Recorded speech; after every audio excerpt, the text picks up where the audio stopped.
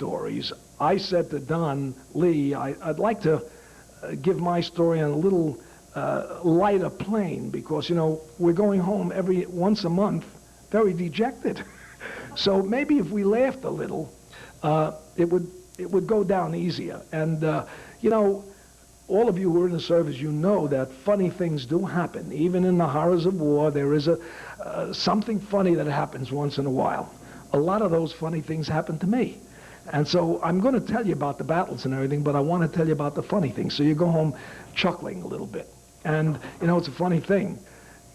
Over the years, 53 years or so since this, I don't remember a lot of the horror, but I do remember these funny things. They're as clear as if they had happened yesterday.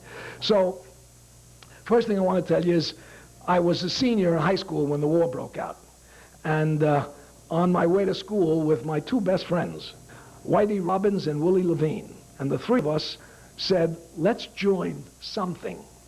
So what will we do? And Willie said, let's join the Air Force because the uniforms are beautiful. And besides, he was a nut for being a pilot. This kid spent, when he was 10 years old, we used to find him every Saturday down at the local airport, looking to be a flyer, looking to grab a little flight here or there, and they would take him up once in a while and so on. So we all went down to the Air Force, and we all passed the physical, but we flunked out anyway. Why? Because Whitey and I had something called bad depth perception. And they said, you're perfect physical specimens, but you'll crash if you go to land the plane because you don't know when the plane is near the ground. And so we were devastated. Willie failed because he had a loose muscle in one eye, and he almost every once in a while he would look cross-eyed. So as we left, dejected, the doctor said to him, listen, young man, if you take a pencil and you do this all the time, you know, exercise that, someday that will tighten up. And maybe, he said, there, but will it be while the war's still on? So we left, and the second choice was the Navy. For me, it was the best choice. And I love the Navy. I still do love the Navy. And it was one of the greatest things that happened to me. I had never been on anything but a rowboat in Prospect Park, Brooklyn, until I joined the Navy. And then, so the three of us went down, and we were immediately taken in, and we put the physical, and we went on to boot camp. For 4 years, Willie walked around with the pencil. It was incredible. He never was without that pencil in his breast pocket, whatever he was doing. And I tell you that because the funny thing is we all survived. We were in almost every battle to Japan. We all survived. We lost one ship, but we survived. We all came home. And then Whitey learned how to be an electrician. We were all electricians' mates. And so Whitey became a civilian electrician.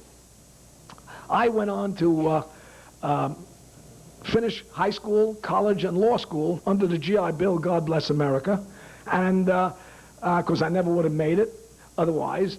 And but Willie realized his dream. When he got home, he still wanted to fly. And he took lessons and learned how to fly a small plane, and he was so adamant about flying that he volunteered for the fledgling Israeli Air Force.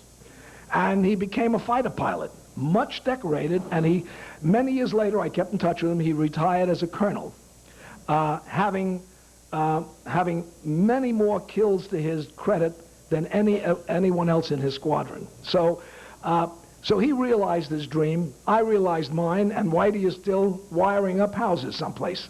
But we're out of touch now. It's so many years, God knows where they are. But anyway, so that was our boot camp. And after boot camp, we went to Purdue University, of all things, to learn, the Boilermaker School, to learn how to be electricians' mates. And we took the course in electrical engineering, and we were all apprentice seamen. That's the lowest you can get. And when we graduated from the school, we were all elevated to fireman first class. And that's also very low down on the totem pole. Anyway, and we were sent to, well, before we got to leave, and we went home. And of course, I was resplendent in my uniform. I was 18 years old, and you know, this was it. this was how to attract the girls and everything else like that. And my friends had a car. One fella had a car. And he said, let's go. We lived in Brooklyn. He said, let's go to Long Beach and see what's happening on the boardwalk. So we got in the car, and I drove because I was the only one that could drive, except for the fellow who owned the car. But they had planned something for me, and we had to go through a place where you paid 10 cents. It was a toll booth.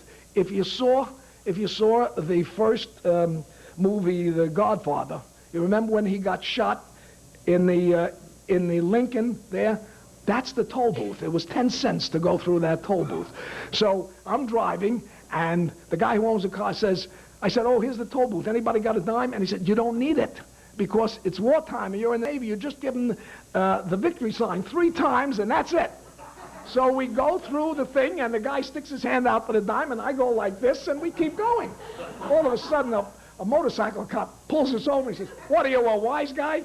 I said, no, I gave him the victory sign. They told me. And they all started to laugh, and then the cop started laughing. He said, I'll pay the dime. Keep going. So then after that incident, we were assigned to very interesting duty. It was the submarine base on Kodiak Island, Alaska. It was called Woman's Bay. And why did we go to Kodiak Island? Because that was in the early days of the war. And I don't know, didn't see Don Mack here tonight, but I think that his ship, the Indianapolis, was one of them that took back the 2 outlying islands, the in the Aleutian chain, because the Japs had taken the first 2 islands. And the Navy was afraid that the island, it was a joke, the island had nothing on it, you know, it was but it was a staging area. And the Navy was afraid they'd come all the way back and take Kodiak, and then after Kodiak, they'd be in Alaska. It was a nice way to come down to the United States that way. So we were assigned to the submarine base at Kodiak Island.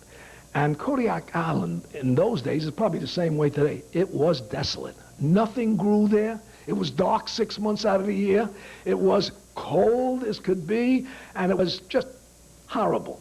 So, and what was even more horrible was that what we had in order to fight the Japs with, it's a good thing they didn't know it. We had 2 World War I destroyers, the Hatfield and the Fox, and we had 1 World War I submarine.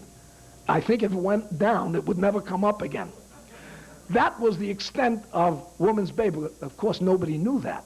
And on the other side of the island, the only other human people on the other side of the island was a garrison of Marines. And that was Kodiak Island. So we were assigned there, and I don't know what, I did something wrong, and they put me on KP duty. I don't remember what it was, but here I am peeling potatoes, and the cook comes in. And I want you to know, so that we don't get mixed up in the story, every cook in the Navy is called Cookie, and every electrician's mate is Sparks. So Cookie comes in and says, anybody know how to drive? And no hands go up. We're all 17 and 18 years old. I knew how to drive because my father had a garage. I used to drive the cars around when I was 12 years old, but somebody told me never volunteer. So I waited a while. He said, you get off KP duty if you can drive. I said, I can drive. So he said, okay, come with me, sailor. And he takes me out and he says, the commander of the base has asked me to make some pies for the Marine Corps base on the other side of the island. I've baked 48 pies. And he was aggravated. He said, I was up all night making these pies. I don't know why the hell I had to do that. But anyway, I did it. And he said, you're going to deliver them and you're off KP duty. I said, that's a deal, Cookie. So he had 2 wooden racks and the pies slid in. You've seen them in stores. And then he takes me to the wonderful car, a 1935 Chevy pickup van, you know, one of these closed things with the 2 doors in the back. And we load up the pies, and he says, now look, there's no street lights, there's no streets, there's no light, there's no signs, and they blocked out the lights, the headlights, you know, because of the airplanes and so on. So he said, you're going to have to be very careful and follow my instructions. And he makes a map for me. Make a right turn at this rock, a left turn at this dead tree, you know, and so on. So I leave, and don't worry, Cookie, I'll take care of it. And I take off. and this is a stick shift on the floor, and I'm driving this thing, and I see the rock, I make the right turn, I see the dead tree, I make the left turn. My wife will confirm to you that I have the worst sense of direction the world has ever seen. So I make a wrong turn, and I'm driving, and I feel like I'm driving up, and something's wrong. He didn't tell me anything about a hill. I said, I got to go back to the rock and find out where I made a mistake. So I start to turn the truck around, and I want to go forward, and I hear the wheel spinning, and nothing's happening. So I had a flashlight. I get out, and I take the flashlight, and I look, and I see I'm on a cliff. I'm way up. And the back wheels of the truck, one is on the road, and the other one's off the road, and it's spinning around. I said, oh, my God. I'll lose the truck. I'll never find my way back. They'll kill me. So I get in the truck, and I put it in gear, and I just give, 18 years old, you can do anything. I give it everything she's got, and it catches, it leaps ahead, and I'm so happy, but it was short-lived, because suddenly the pie rack slid back, hit the back doors, the doors opened, and the pies became a bunch of, what do the kids have, Frisbees? 48 Frisbees, or flying saucers, flying down the mountain. And I'm standing there, I'm saying, that's it, my naval career is over. The rest of the time I'll be in the brig. So I finally find my way back. And the cook says to me, well, how'd it go? I said, can we talk? And I tell him what happened. And I figure, this is it, he's going to kill me. And he starts to laugh. And he was an old-time Navy man with hash marks up to his elbow. That, every 4 years is a hash mark. So he says, I didn't want those Marines to have the pies anyway. He says, but I'll tell you, I'm going to save you. I'm not going to tell the commanding officer that you didn't deliver them, but you got to do something for me. I said, anything, what do you want? He said, we had mail call while you were away. You got a package from home. Nobody here knows what it is, but I know what it is. He said it's a salami or something like that, because you can smell it 3 blocks away. So he said, I want you to donate it to the galley crew, and we're going to have a party, because we never have that. That's a delicacy. We're going to have salami and powdered eggs. Anyway, so I look at the packages from my mother, and it was sent 6 or 8 weeks before that. Can you imagine how that thing smelled? And I opened the package, and there's 2 little midget salamis, and they're covered with green mold. And I said, oh, throw it away. He said, that's how much you know about food, Sparks. Give me those. And he washes them with hot water, peels the thing off. He said, now is the time to eat salami, not when it's fresh. So we had a party, and I guess it was the best salami and eggs I ever had, because I never got into trouble, and the cook was pretty good to me after that. So eventually, my tour of duty came to an end there, and I was assigned to a destroyer escort, USS Chaffee, destroyer escort 230. And the destroyer escorts were very new then, and they were taking men from all over to fill up the ranks of the crews of the destroyer escorts. See, the regular destroyers, we had plenty of those, and those were what we used to call 2 stackers, and they had 2 smokestacks, and they had a couple of 5-inch guns forward and a couple aft and so on. But the destroyer escort was much smaller, much lighter. It only carried 1 5-inch gun up forward, 1 aft, and 1 smokestack, and a lot of depth charges. Wide guns, those are the guns that shoot the depth charges out that way, and then the cans that you just drop off the fantail when you pass over a submarine.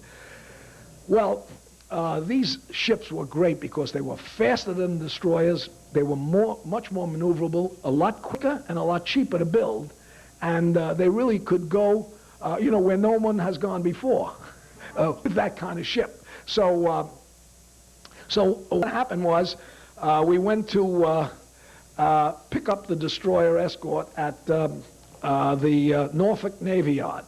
It was a brand new ship, and it was beautiful.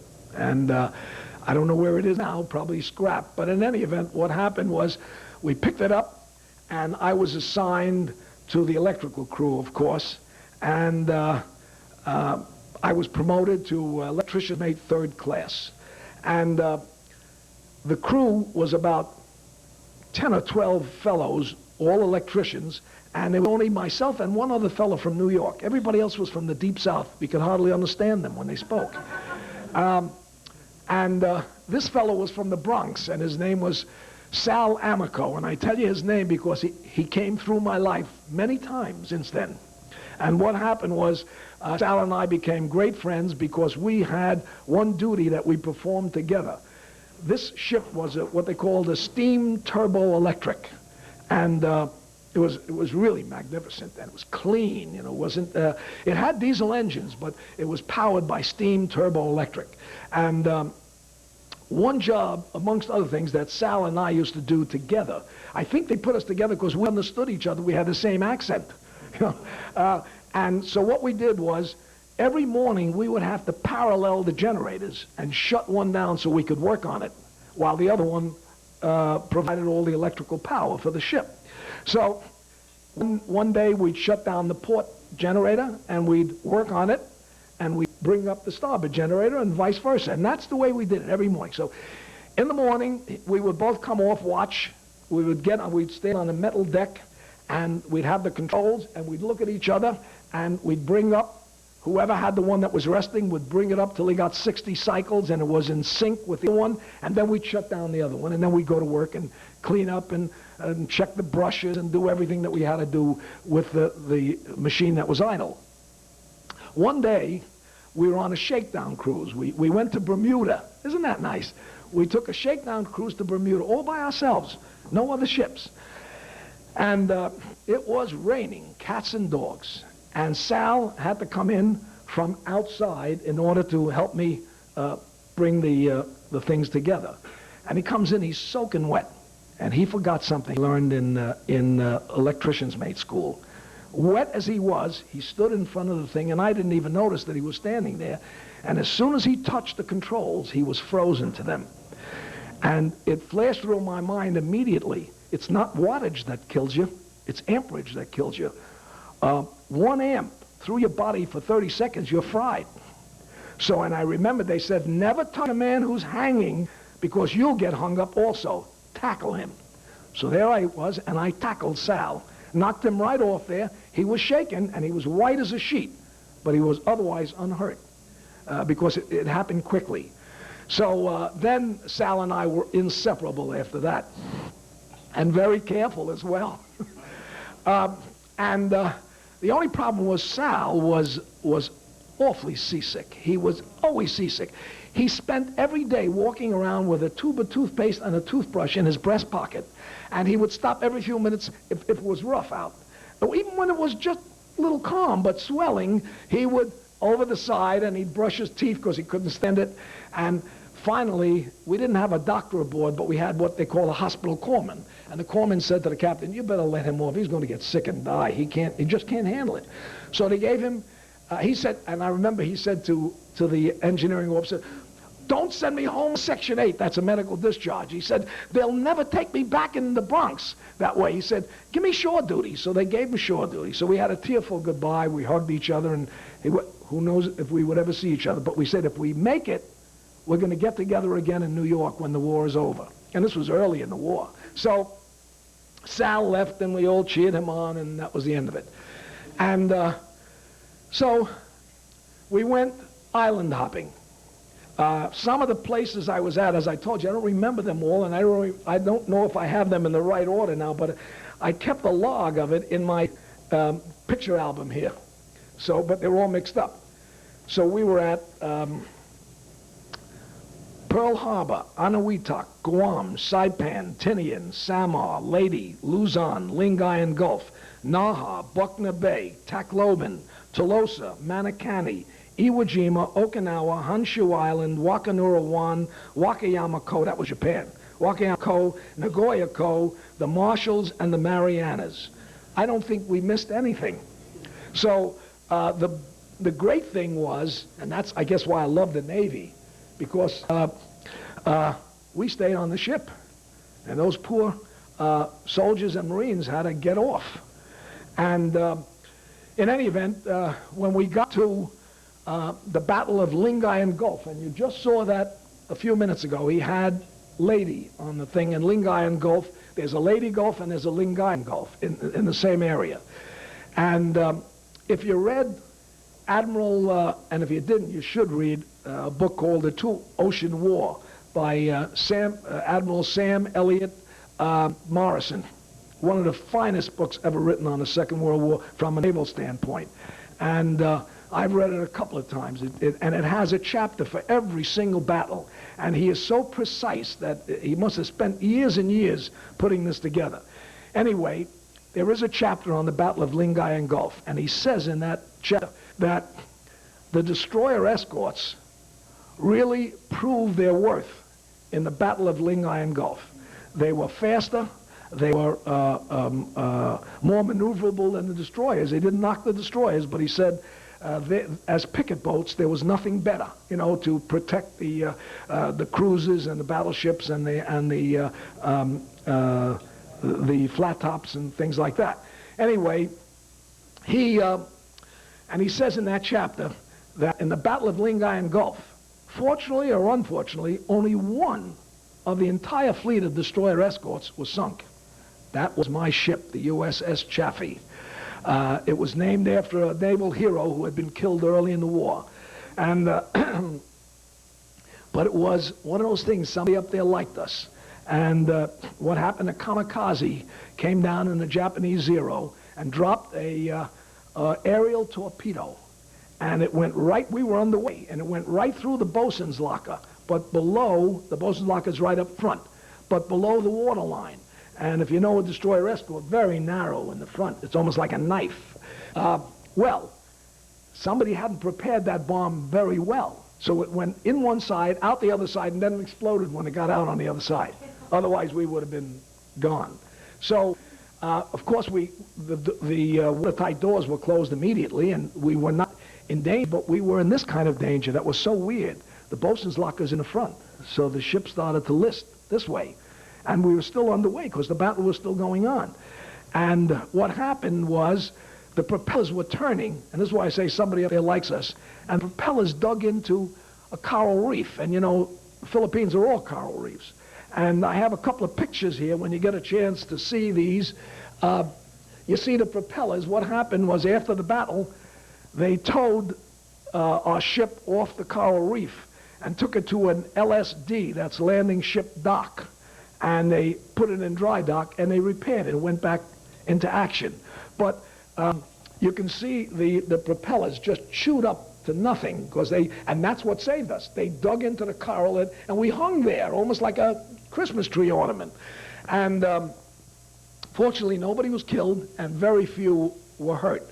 But we had another electrician, which was another friend of mine, and on that ship, and his name was Claremont Dalton Smith.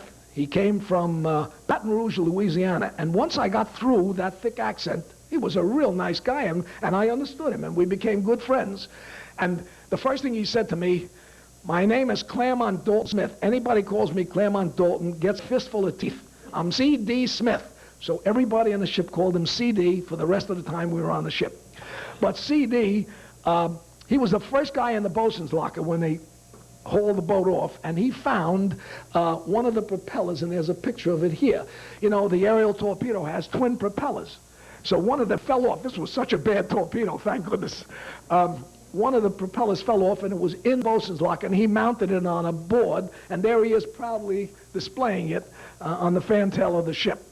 So now what happened, once we went into dry dock, that was going to take a little time to do the repairs. They had to fit new propellers, the shafts were bent, it was a lot of work. So the Navy was getting ready for the assault on Iwo, Okinawa, and ultimately Japan. And you heard what Don said earlier, that they were getting ready for a long war.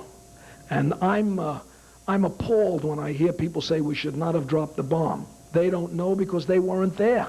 If we didn't drop that bomb, we would have fought another 2 or 3 years, and we could have lost. And I always say, well, but who started this?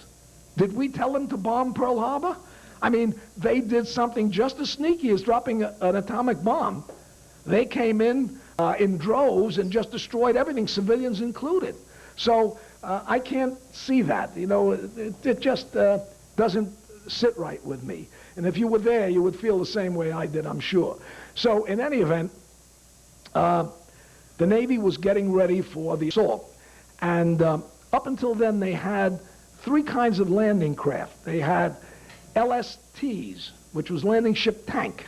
They didn't actually go ashore too much. They used to open their bow doors, and the amphibious vehicles would go out and stuff like that. And then they had the LCI, landing craft infantry, which was a very small ship with usually an ensign in charge of it, and it would take the men close to the shore where they could get off.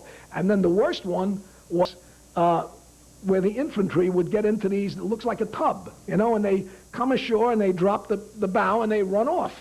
The problem with those ships were that they couldn't get back in the water because they were stranded, and they would get just cut to ribbons. Everybody would get killed, and the ships were lost forever, and they littered the beaches all over the place. So the Navy came up with a new amphibious force. Everything including a new insignia. That's this red patch with an anchor, a stern anchor, and an eagle holding a rifle. And that was to psych everybody up. But what they came up with was LSM, landing ship medium. And a landing ship medium was smaller than an LST, but it was bigger than an LCI. And it could take jeeps, men, even little Sherman tanks if it had to. And but the good part of it was they would drop the stern anchor in the deep water, hit the beach, dislodge disgorge their men and machines, and then they would reverse the anchor winch and pull themselves back into the water. And what would happen? The ship would be saved, the personnel would be saved, well, not always, but usually, and then they would be able to fight. You know, they had them. If you had 40 of those ships dropping people, you had 40 ships to fight. They didn't have much armament. They had the biggest guns they had was 40 millimeter anti-aircraft guns, two of them, and they had some 20 millimeter guns. You know, the 40s were ACAC, they used to call them, and the 20 millimeter anti-aircraft guns, and then they had 50 caliber machine guns. But they were great. This is irony. They were terrible to fight with, but they were great for kamikazes, because the kamikaze came in close, and you could hit them with that. So this was a new force, and they wanted volunteers for the amphibs. And they came around and they said to everybody, we want one person from every crew, from every part of the crew, one electrician's mate, one machinist mate, one deckhand, one of everything in every ship, so that they could make up crews for the new amphibious forces. But nobody knew what they were. And the scuttlebutt was going around, oh, it's a suicide thing, it's a terrible, it really was better than it was before. But that's what they were saying. So they said, anybody who volunteers gets a 30-day leave. Well, we drew, and nobody volunteered, so they drew straws. And I'll never forget, because here I am in Pennsylvania, and the guy who got the short straw was a guy by the name of Cope. I forgot his first name. He was an electrician's mate, and he had a wife and two children. He was old. He was about 31 years old. And so he had a wife and two kids at home. He said, that's it, I'm never going to see the wife and kids. And I said to him, Cope, I'll volunteer in your place. He said, why, you crazy? I said, no, I got a Dear John letter from my girlfriend, and I want to go home and see what it's all about. So I got home, I got the 30-day leave, and then I took another look at her, and I said, nah, she's not for me. And of course, when you see my lovely wifey, you realize I made the right choice. Anyway, oh, she gets red as a beet. You see that?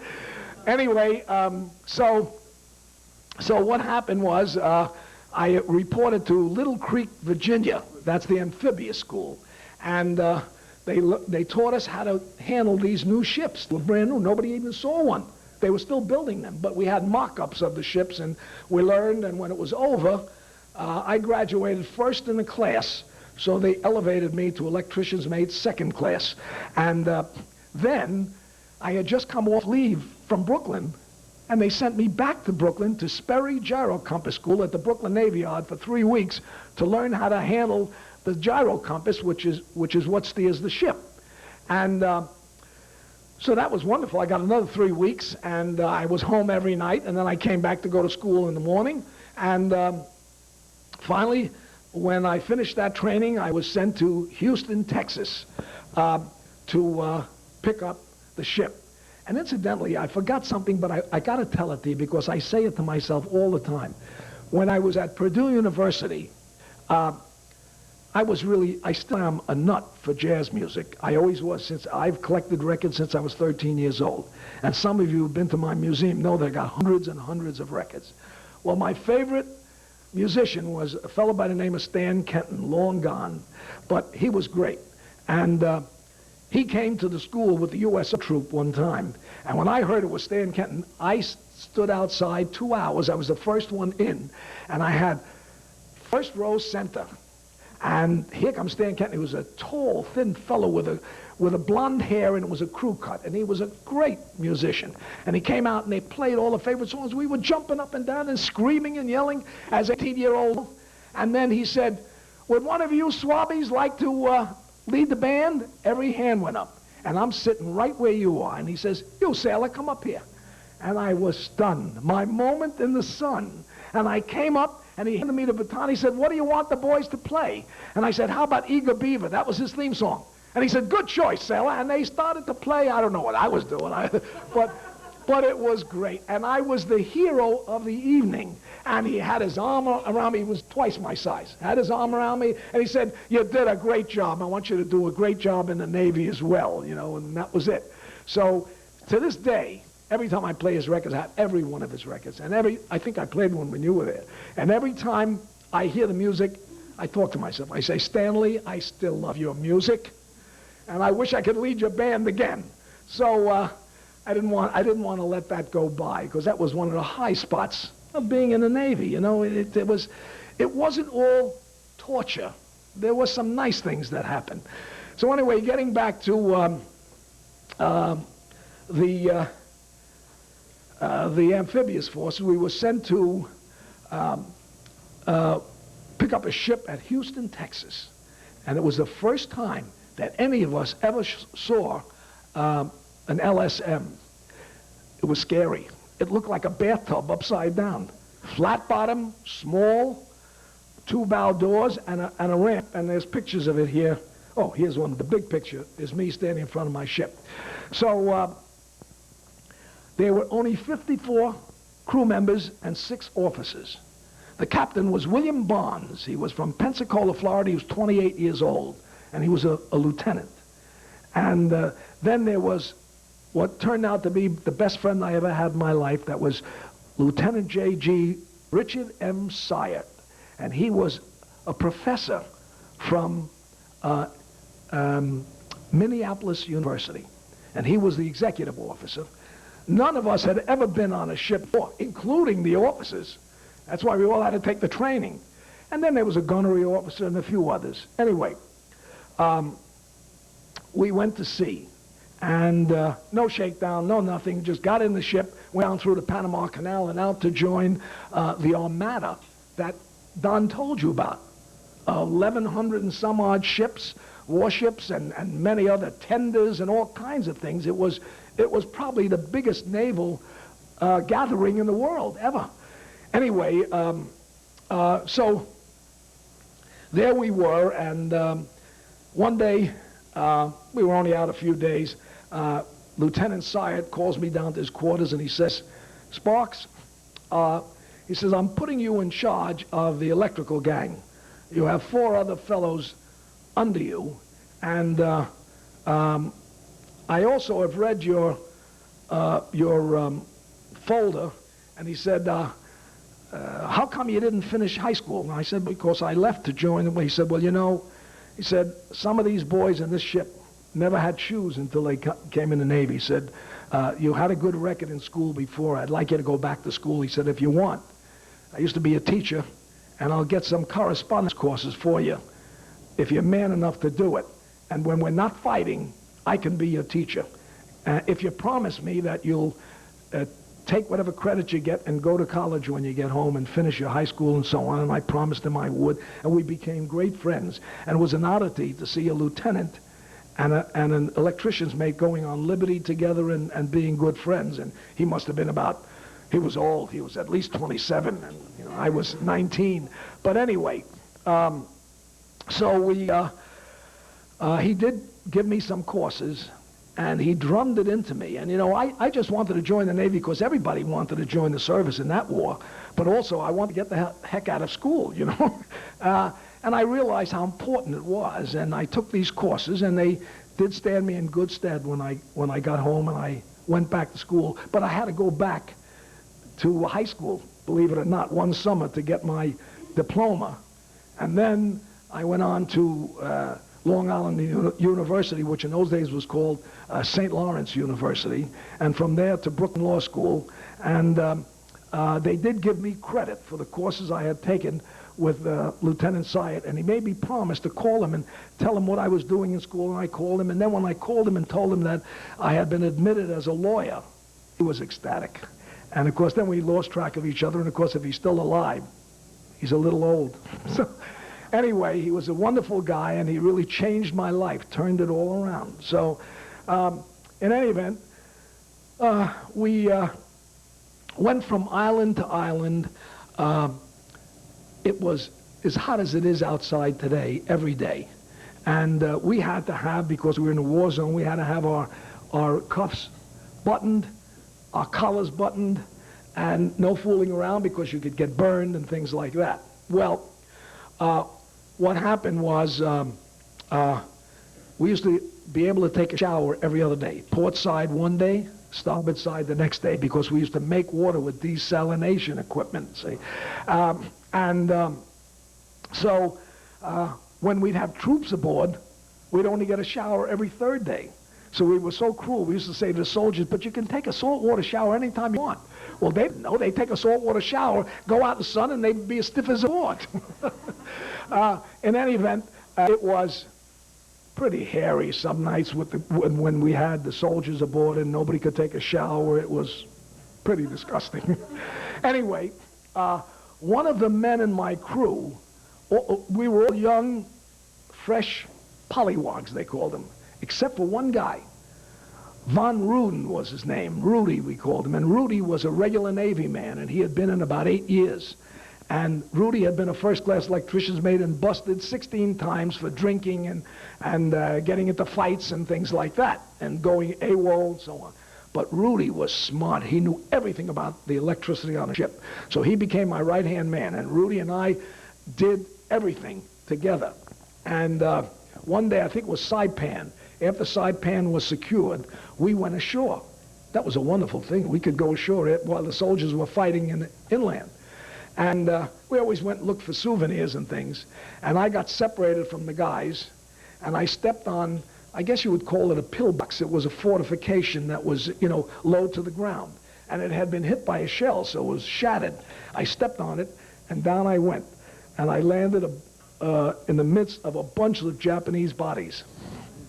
And what was in my mind was, never mind the Japanese bodies, what if some of them are alive?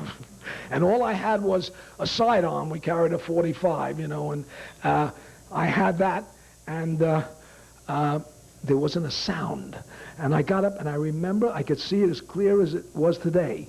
There was a shelf dug into the earth, and there were jars, and every jar had Japanese writing with a little stick sticking in it. And I looked in one of them, it was ashes, because they burned their dead. And so I tried to get out, and I couldn't.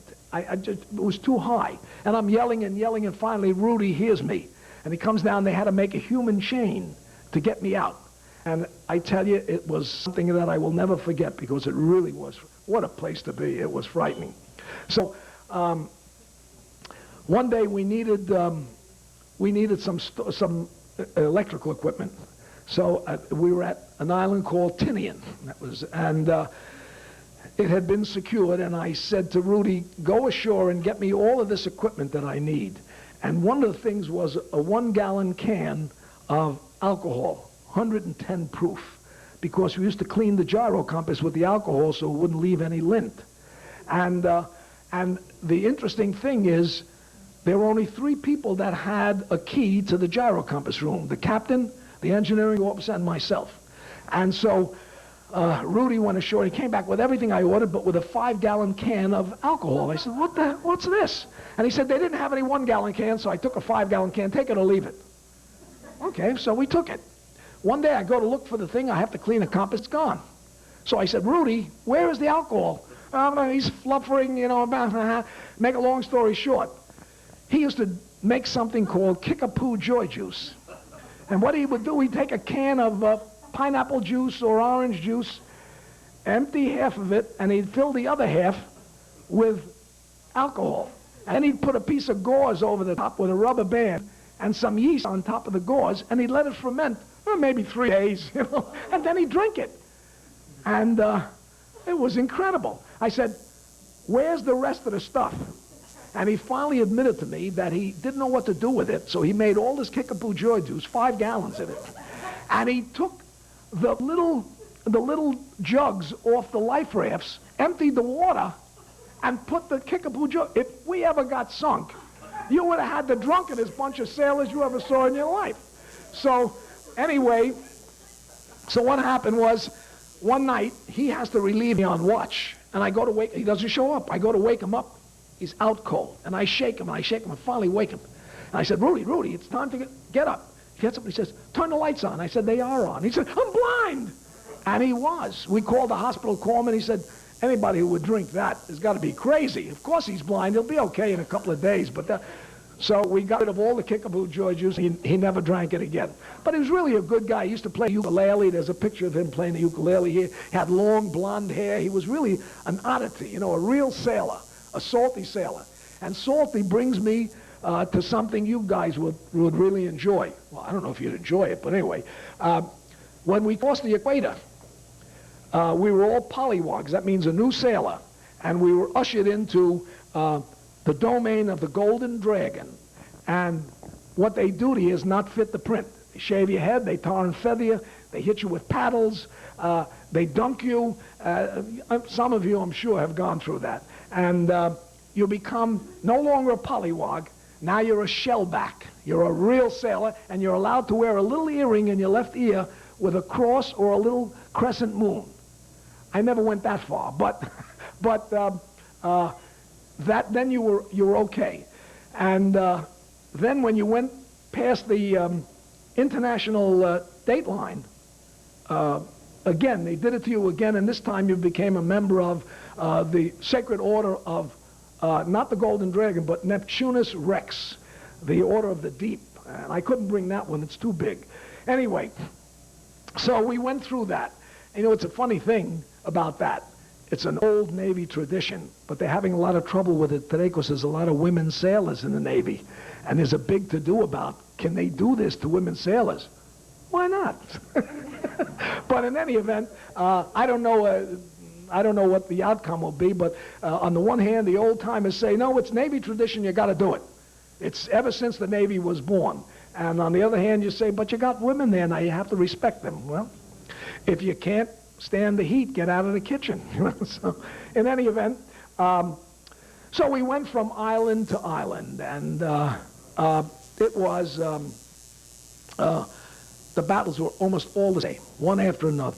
And those poor Marines and those soldiers that we dislodged on the beach and then pulled our ship back off, we could see them getting killed and dropping there, and it was just, it was heartrending. And then we came to Iwo Jima. Most people think Okinawa was first. It wasn't. It was second. Iwo Jima, that was the last big battle. Iwo Jima came before that. And Iwo Jima was a horrible battle. It was a small atoll and not worth doing anything on, but we needed it, and it cost us something like 5,800 men who were killed. That's why I get mad about the atomic bomb. So after we secured that, it took a long time. After we secured that island, I used to also be, the captain said to me, I got 2 other jobs for you, Sparks. And if you do this well, I'm going to make you electrician's mate first class, which he did.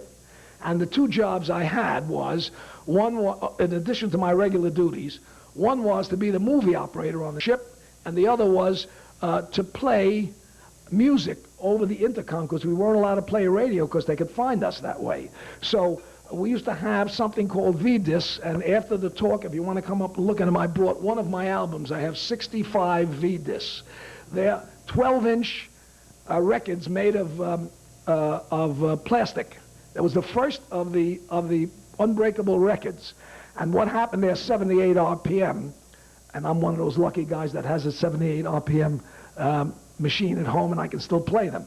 But those records were made by all of for the Navy Department, by all of the big people of the day. You'll see in there Count Basie, Benny Goodman, Gene Krupa, and so on. And they made these, and they were records you could not buy anyplace, and they were usually songs that were never even on records, and they made them, and each ship was given a full 65 records. And I never forget when the war was over and we brought the ship back. It made it back, believe it or not, to Bremerton, Washington, where it was decommissioned.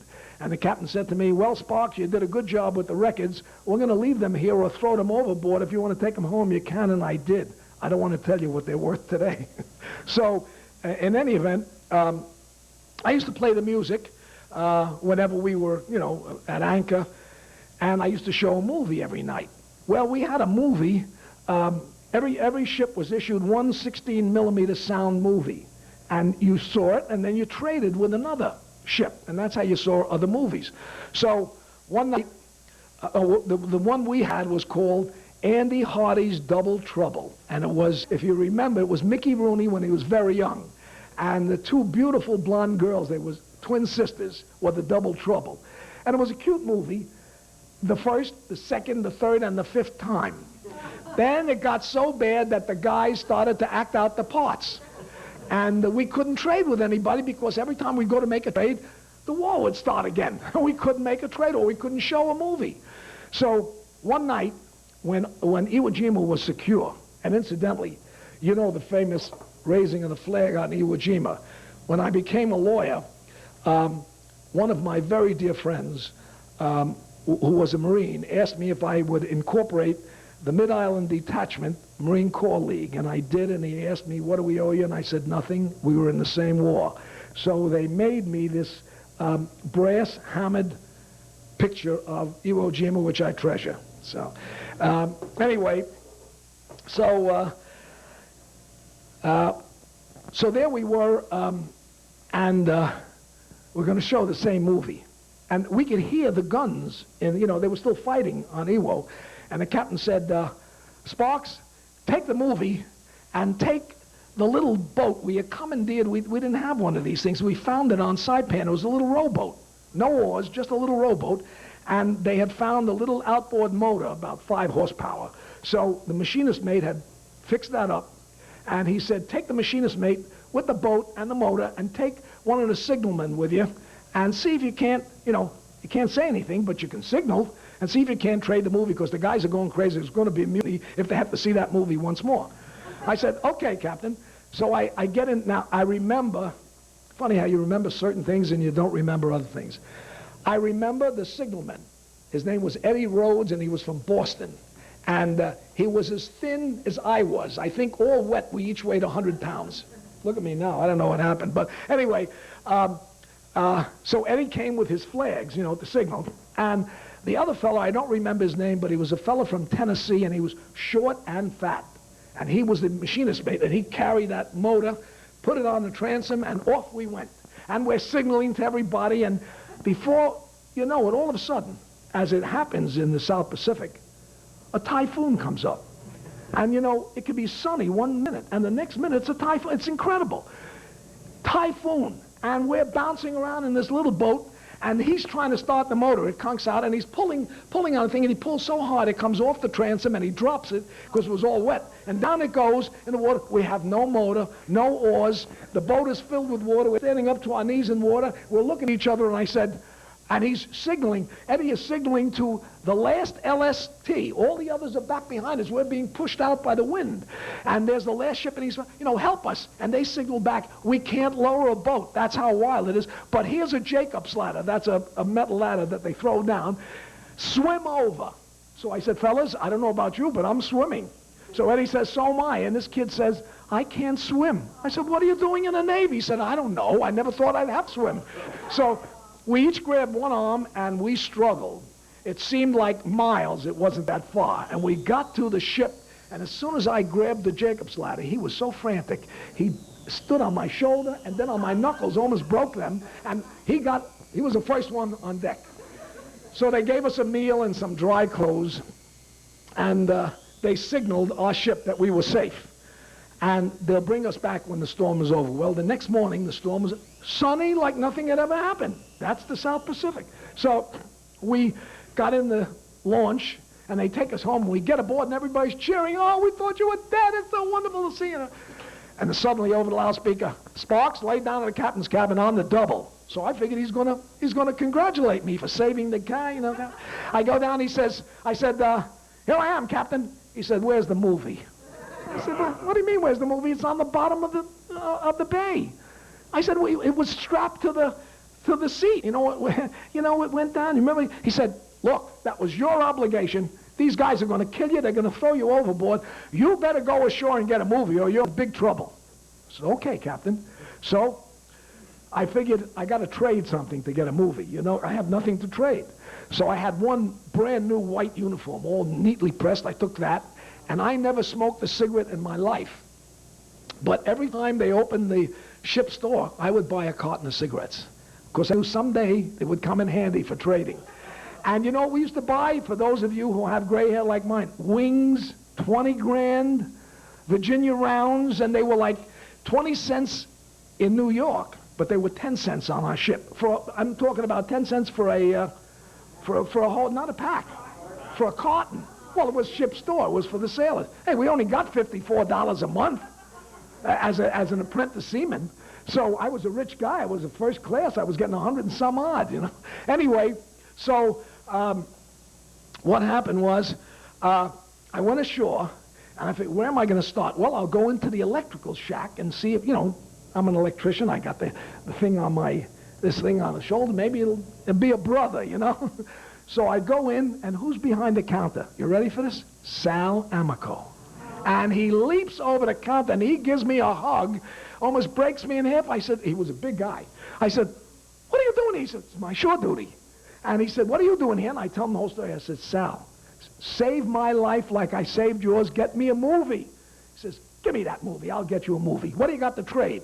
So I said, well, I have the pant, you know, the uniform and the cigarettes. He says, cigarettes, great. Okay. Takes everything. He says, you mind the store. I'll be back in a half hour. Comes back in a half hour with a movie. And if you know 16mm movies, they're in a brown, thin case, like nothing on the outside. Doesn't tell you anything. And I said, what movie is it? He says, beats me. What are you, a wise guy? You think you're in Pennsylvania, like they say on the TV? Take it. So I thank him, and I say, Sal, we're going to get together in the Bronx or Brooklyn after the war. So far, so good, he says. We probably will make it. So I leave. I come back, and I get back on the ship, and everybody cheers. Here's Sparks with the movie. And the captain said, I'm proud of you, Sparks. And so that night, everybody's sitting there. I put on the movie. I turn it on. What do you think it is? Andy Hardy's Double Trouble. Because, you know, they made a few movies. They gave everybody, you know, every sixth ship had the same movie. So I had to hide in the bosun's locker.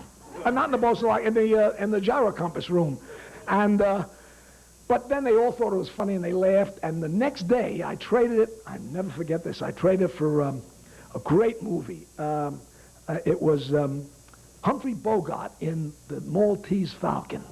That was great. So anyway, that was that story. And then a strange thing happened. We were out to sea for so long that we ran out of food. Everything. We ran out of toilet tissue, food, the works. All we had aboard the ship was cases of Portuguese sardines in olive oil and hardtack. Hardtack is a biscuit that's so hard that it won't fall apart in the dampness of the sea. So for breakfast, lunch, and dinner, we had a can of sardines, olive oil, and hardtack.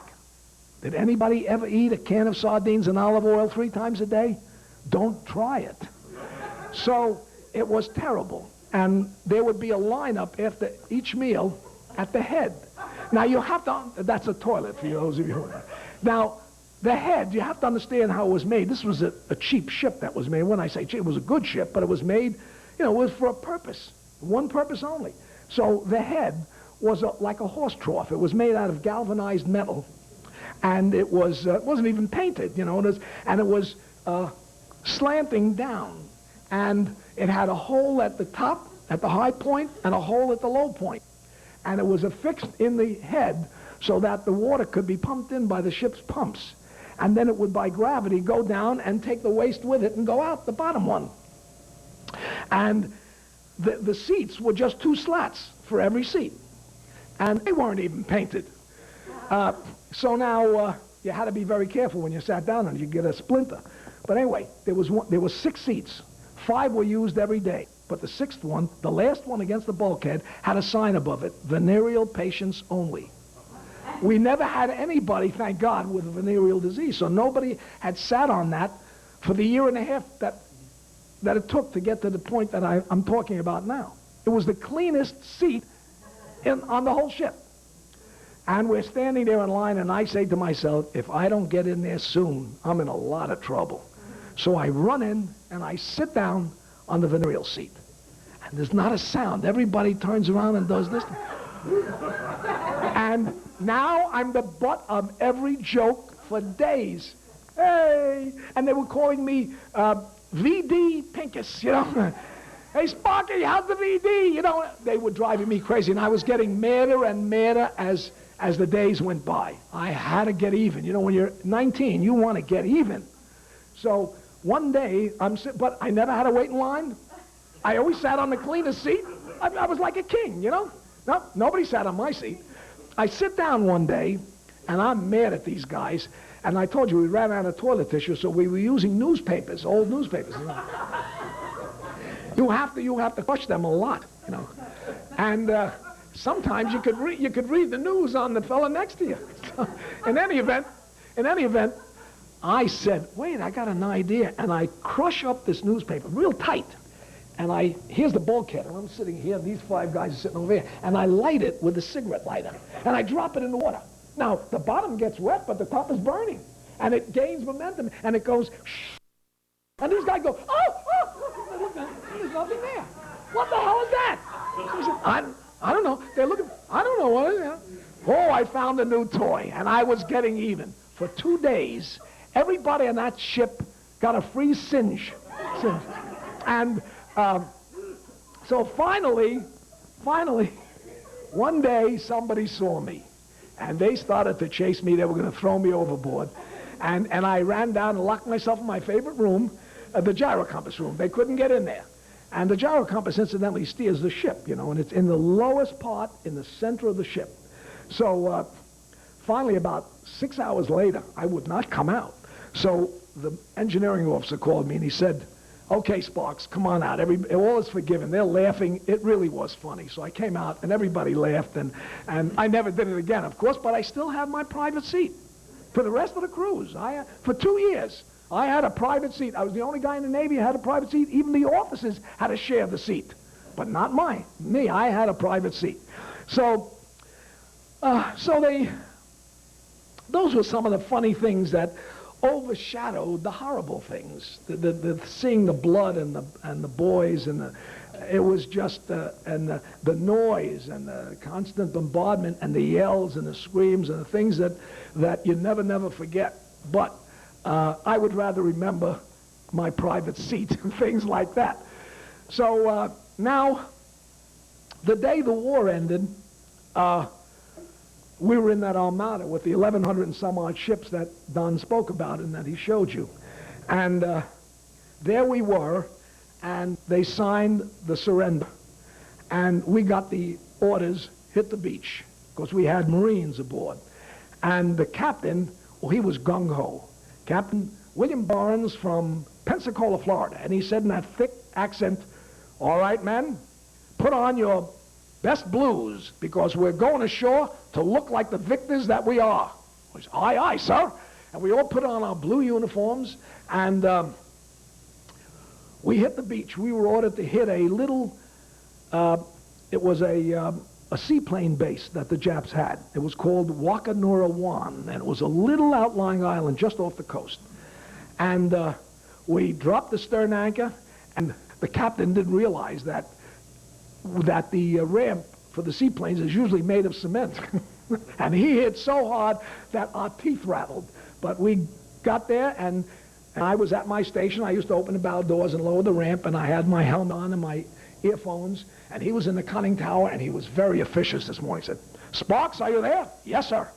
And he said, "Open bow doors." "Aye, aye, sir." I was just as excited as he was, and I pressed a couple of hammer switches, and the bow doors opened, and he said, "Lower the ramp." "Aye, aye, sir," and I lowered the ramp. Now, when I lowered the ramp, I used to have to, I got to show you this. When I lowered the ramp, I used to have to be sure to look down and make sure there were no stones or rocks or anything, because if the ramp didn't go all the way down, the guys would trip, or the Jeeps that we had aboard would get hung up and so on. So I'm looking down, and he can't see me. And then all of a sudden his voice changed. He says, "Hey, Sparks, are you there?" I said, "Yes, Captain." He said, "When you come up very slowly. There's a Japanese commander standing in front of you with a sword in his hand, and a bunch of sailors with guns." Now, I'm 20 years old. What do I know about that? I said, "Captain, do you think he knows the war's over?" He says, "Beats me, so be careful." So I come up, and he's right in front of me. And he's in his best uniform. It was beautiful. And he's got this sword. And this thing is the scabbard. Incidentally, if it's a naval officer, it's leather. If it's an army officer, that's shiny black onyx. So he's got this samurai sword, and he's got the thing hanging here, and he's holding the sword like this. And incidentally, boys, that's sharp as a razor. So anyway, he's looking at me, and I'm looking at him. I don't know what to do. Nobody knows what to do. The Marines are standing on the ship. They're ready to shoot. He's got about 30 sailors, and they're holding rifles, and nobody knows what to do. It seems like an eternity, but it's like a minute. And then he's as close to me as this, and he looks at me, I look at him, and he says, "Konnichiwa." That's "Good day to you, sir." And he hands the sword out to me. And I'm standing there. And the captain says, "Hey, stupid, take it. He just surrendered to you." So as soon as I took the sword, all the sailors dropped their rifles, and they put their hands up. So apparently he had gotten the word that the war was over. Thank God for that. And so the captain said, "Everybody who wants one can take a rifle," and that's my rifle. And everybody, and he said, "Sparks, he surrendered to you. That was fair." He said, "You get to keep the sword." He could have said, "I'll take it," but you get to keep the sword. So I want to tell you a little something about this sword, especially you boys up here. I took the handle off right after I got it. It comes off. It's just two little pegs that you have to knock out, and the handle comes off. And on the metal handle, on one side is the name of the family who owned the sword. On the other side is the name of the man, the sword maker who made it. And there's 3 notches. That means it was handed down 3 times to another son. I have it 53 years, so that sword has got to be over 150 years old. And it's quite valuable, and I have been offered money by collectors, but it's not for sale and will stay in my family, hopefully forever. Anyway, I learned something only about a year ago at a talk that I gave like this about my rifle. Some guy in the audience was an expert in firearms, and he had been in the service also, and he said, "Let me see that rifle," and he said, "This is very valuable." You know, it's archaic, really. It used to take 5-shell clip from the bottom, and but it was an archaic kind of thing. But he said, "This is very valuable, and I'll tell you why. It has the chrysanthemum rosette banged into the metal, and that's the sign of the Emperor of Japan. That's his personal sign."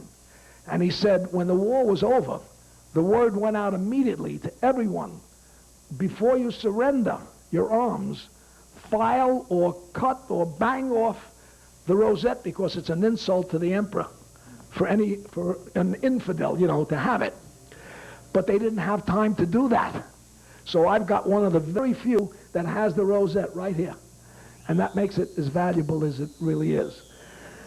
So I don't know what this means. I think it means drop dead yank, but anyway, so that was that. And that was the end of the war for the 472. And then I have a picture here. Incidentally, after the talk, you not only can ask me questions, but you can go over all of my pictures and so on. But I have a picture. I took out some of the important ones. And there's a picture of us going ashore right after the war. And it was a little frightening because the Japanese were on both sides. And we came ashore in small boats. And we walked, you know, we were the conquerors, and we walked. That was a little scary. and we walked in between them, and that is someplace. Yeah, here it is. Here we are, and this is called Nagoya-ko, and it's a city in Japan, and there we are. So I was in that group of people who walked the shore. In any event, that strikes me a funny little story I want to tell you. My son-in-law is the general manager of Fred Bean Mitsubishi. And when my Jeep got real old, he said, why don't you let me get you a Mitsubishi Montero? It's a great car. And I said, Julius, I never owned a Japanese car, and I don't think I want to. And he said, why? I said, because Mitsubishi made the Japanese Zeros that dropped the bombs and sunk by ship. The kamikazes were the Japanese Zeros. And he said, oh, I didn't know that. I thought they were a new company. I said, no, they've been around a long time. And but he gave me a deal I could not refuse, So I bought the car. I happened to like it. But anyway, when it was delivered, on the sticker on the window said, assembled at Nagoya. And I said, Julius, if you look at that picture that your wife has of me in my sailor suit standing on the shore, that's Nagoya. He said, gee, we ought to tell that to Mitsubishi. Maybe you'll get a prize. I said, no, they might send another kamikaze. I don't want it.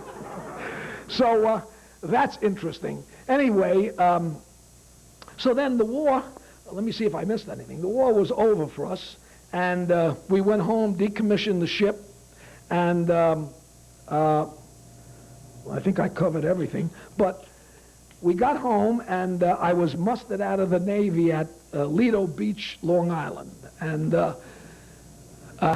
they asked me to stay, and they would make me an engineering officer, but I'd have to sign up for another 4 years, and I didn't want to do that. And I was glad I didn't, because I got home to find my father very ill with emphysema, for you guys who smoke.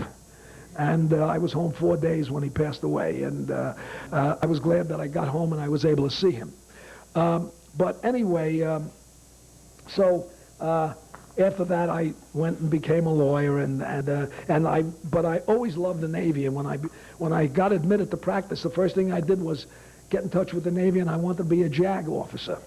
And they said, well, the Korean War is on. We don't need any JAG officers, but we'll make you a line officer. I said, no, I just got home. I'm not going back. So that was the end of that, and I never did get back to the Navy, and I do kind of miss it. But now the very interesting thing happened. When I was a young lawyer, I went to New York to do some business, and on the way back, I stopped at a Hallmark card store to get some chewing gum. I told you I never smoked, but I did chew chewing gum. I go in, and who's behind the counter? You want to guess? Sal Amico. And he hugs me, and I hug him. What do you do? He said, it's my store, And we got together after that, and we lost track of each other after a while. But wasn't that something? 3 times he came through my life, and something great happened each time. So you never know when you're in the service.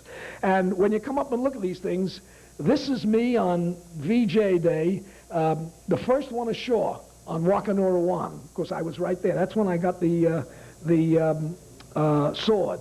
And if anybody asks me what happened to you, I got old like the rest of you guys. And then I'd like to tell you about, and this is what you get when you cross the international date line or the 180th meridian. For those of you who haven't been to my place and want to come and see it sometime, before you leave tonight, here are some of my cars that you're welcome to look at. It's only some of what you're going to see in my museum. And then the most interesting thing that happened to me after the war was I started to collect nautical artifacts. And one day my wife called me. She had a little antique shop, and she said there was a fella here and he wanted to sell something. It looks like it's Navy. But I don't know what it is. So I ran down, and what it was this beautiful sextant in the wooden box, and I said to her, oh, that's U.S. Navy 1942. And it's from a submarine. She said, how do you know that? I said, you see, burned in the wood, it says USS Finback 230. And all of the submarines were named after fish in the Second World War. And it didn't say USS, because that would mean a surface ship. This was an undersea ship. Anyway, so I bought it from the man, and I knew how to use it. And my wife and I had a boat one time, and I used it and had a lot of fun with it. About 8 years after I bought it, President Bush ran for vice president the first time. And they had a film clip on TV one night of his TBF bomber that was carrier-based being shot down, and he lands in a rubber raft, and up comes a submarine and picks him up. And on the conning tower, it says 2:30. Oh, that's too much to be coincidental. So I wrote to the vice president, and I told him that, I was a Navy man, I'm his constituent and so on, and I voted for him. And so he sent me this beautiful letter, signed by him personally, saying, yes, it was the Finback that picked me up. And we had radio silence because we were in a war zone, and for 30 days that I was aboard, everybody thought I was dead. And he tells me he was on a run to the Bonin Islands when he was hit, and stuff like that. And he said he's still friendly with Commander Williams, who was the captain of that submarine, and that Commander Williams and his crew received the Navy Cross for sinking the most tonnage in that area of the Pacific. So then he writes to the commander, and the commander writes me a letter and says, I'm glad it's the hands of a Navy man, and it's the only thing left from my ship, because my ship was sunk. Well, boat, they called it a boat. The boat was sunk in the closing days of the war, and is on the bottom of the Sea of Japan, and the only reason you have that is we left it at Saipan for repairs and took a spare. So now, by this time, we got a lot of letters coming back and forth, and eventually George Bush becomes the president. And I'm still writing to him. We're writing back and forth because one day I used to teach real estate law, and I was teaching a class in real estate law, and some young lady came up to me after the class, and what happened, somebody said something about war, you in the war, and I told them the story. And she came up and said, I'm also an artist, and I do pen and ink drawings of still life. Can I come and see the sexton? And I said, sure. She came over to my house, took a lot of pictures of it, and 6 months later, she comes back with a beautiful picture in a frame. And she went to the library and found the picture of the boat and had it made up. It was gorgeous. And she says, I've made 6 of them. One is in the museum, one is in the library. I've got one home. And she said, this is number 2. So I jokingly said, well, who got number 1? She said, why, the president, of course. And she says, here's the letter I sent with it. And she sent the letter saying I was privileged to be in Mr. Pincus's class, and he told us the story, and I made this thing. And so I get another letter. Now he's the president. And he says, first it was Mr. Pincus, then it was Albert. Now it's Al, and he's George. He said, Al, what are you going to do with the sexton? I said, well, Mr. President, I had thought of giving it to you, but you have so many things, and I'd like to keep it in my collection. What I'm going to do, if you don't mind, I promise you I'll put in my will that I leave it to the Smithsonian together with our letters in your name and mine. He writes back and he says, my wife and I think that's a wonderful idea, and he sends me these 2 pictures signed by them. And when I moved to Pennsylvania, I did a new will, Pennsylvania style, and I wrote him and I said, George, I'm now living in Pennsylvania. We have a guest house, and I'd love you to come and see the museum and the thing, if you're ever in Philadelphia. And he writes back and says, I don't have any plans right now for Philadelphia, but what a wonderful invitation. And I said in the letter, and we never serve broccoli. And I said, I know you love to shoot pool, and somebody told me that you have a pool cue that folds up. And he wrote back and he said, yes, I do. And I said, I have an antique pool table, and we can really spend some time together. So he said, it's a wonderful invitation. If I ever get to Philadelphia, you can count on it. Well, he didn't get to Philadelphia until last year. Now he comes to the summit, and I write to him, I said, George, you promised. It's only an hour away, and if you can't stay over, at least come for the day and we'll look at the sexton. And he said, well, I'm with a lot of other presidents, But he said, I'll try. Don't count on me, but you never can tell. Well, he doesn't make it. And I'll never forget that day. I'm going to the bank, and I said to my wife, I always do this stuff. If George shows up, tell him I went to the bank. I'll be right back. Just wait. Well, he didn't show up.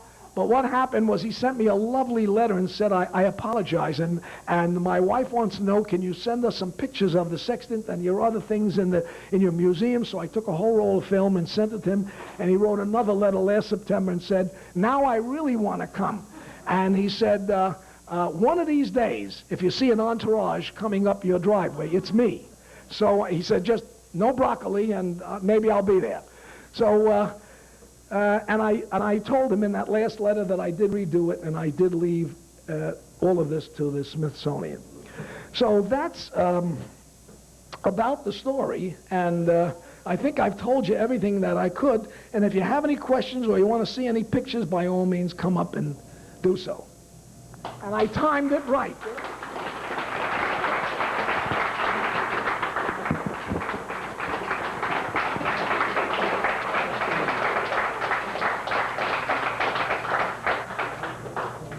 made you laugh, I'm glad.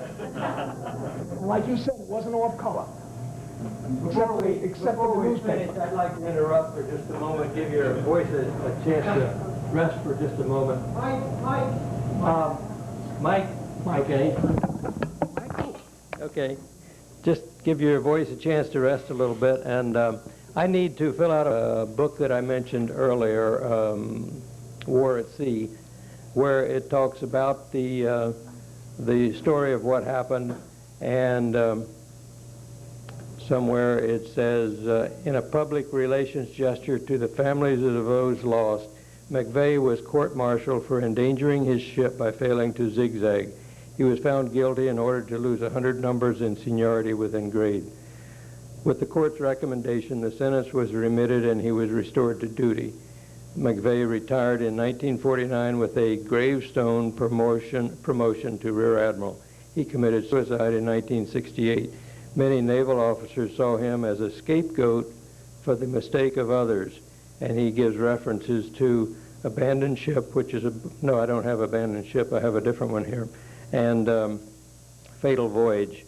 So that was things that came out as a result of our May lecture, and some of you may be interested in sending a letter to the secretary, and maybe we can be a little help in making something happen. The House of Representatives has recently passed a bill which is supposed to go to President Clinton, requesting that he take action in this regard. Another item I have that you may be interested in, at some of the earlier meetings, people had talked about the destroyer, tin can, that rammed a submarine in the middle of the Pacific. And I thought that this was such an awesome story, and I copied from the book The Two-Ocean War by Samuel Eliot Morison, pages 370 to 72. I extracted from it and put it here. Some of you may be interested in copies of that. We're going to have to leave shortly. I also have copies of review